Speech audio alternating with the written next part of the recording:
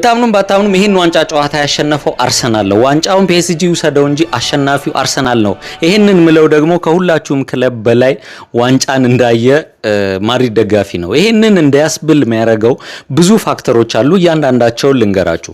አዎ ፒኤስጂ በጣም ግሬት ክለብ ነው፣ ማሸነፍ አለበት። ግን እንዳልሆነው ያልተገኘው ፒኤስጂ ነው። ፒኤስጂን አርሰናል ስራ ሰጥቶታል። ይሄንንም የሰጡት ባሳዩት ዲፌንሲቭ ዲሲፕሊን፣ ባሳዩት የቲም ወርክ ነው። አንዳንድ ቲሞች ብዙ ጊዜ አንድ ጎል አስገብተው አትሌቲኮ ማድሪድ እንዴት እንደሆነ እናያለን። ከማድሪድ ጋር ሲጫወት በላዴሲማ ጊዜ ማለት ነው። አንድ ጎል አስገብተው በጣም ሲቸገሩ ነው የምናየው። አርሰናል ግን ያሳዩ ዲሲፕሊን ፒኤስጂ እንኳን ቢያስገባባቸው እንኳን ተመልሰው ጨዋታውን ኮንትሮል ያደረጉበት መንገድ በጣም የሚደነቅና ከብዙ ጊዜ በኋላ ለዋንጫ የሚደርሱ ቲሞች ይደነግጣሉ። ዋንጫ ላይ ፕሬሸሩ ምናምን እንዲርበተበቱ ያደርግ ነበር።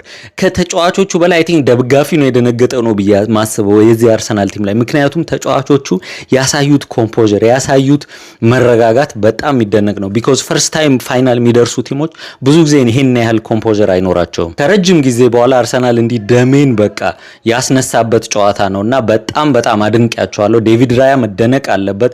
በቃ ይሄ እግር ኳስ ለምን ዲፌንሲቭ ፓርት ኦፍ ቤስት ኦፌንሲቭ ዲፌንስ እንደሚባለው ያሳዩበት ጨዋታ ነው። ሙሉ ባክፎሩ በጣም ፐርፌክት ነበረ።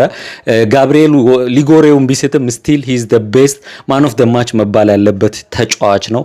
በጣም ያዳረጋቸው ታክሎችና ያደረጋቸው ሴቮች ዳቪድ ራያ ሙሉ ዲፌንሱ በጣም መደነቅ አለበት። አሴቲም ደግሞ አርሰናሎች ያሳዩ ዲሲፕሊን አይ ቲንክ አርቴታ ያው ሃራምቦል ምናምን በሚባል ሊተች ይችላል ቢኮዝ ሞስት ኦፍ ዘ ታይም ቢሃይንድ ዘ ቦል ሲጫወቱ ስለነበር፣ ግን አት ዘ ሴም ታይም ያጫወታቸው ዝም ብሎ ይሄ ግትር ያለ ዲፌንስ ሳይሆን ስትራቴጂና ፕላን ያለው ነበርና በጣም እንደ ማድሪድ ደጋፊ ፎርመር አርሰናል ደጋፊ በጣም እጄን ተነስቼ ማጨበጨበው ከፒኤስጂ በላይ ለአርሰናል ነውና ስለዚህ ገነስ ብትሸነፉም ቲማችሁ አሸንፏል። እሱ እንዳረሱ